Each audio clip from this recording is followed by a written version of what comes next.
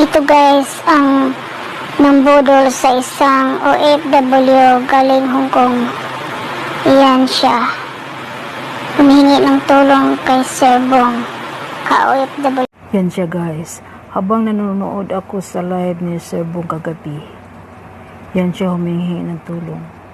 Tangay lahat ng mga dokumento niya pabalik ng Hong Kong. Sana ngayong Bernes.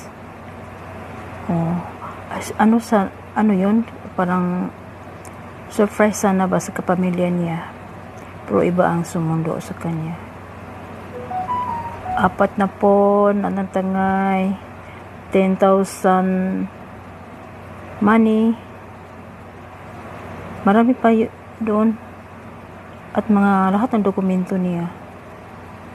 Passport, mga ID sa Hong Kong. Bumalik sana siya ngayong Webis, pero paano yon?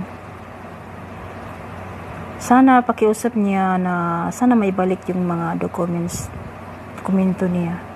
Di bali na yung mga 4 na pon at saka mga pera.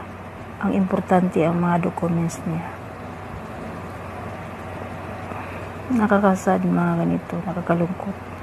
Mga ganitong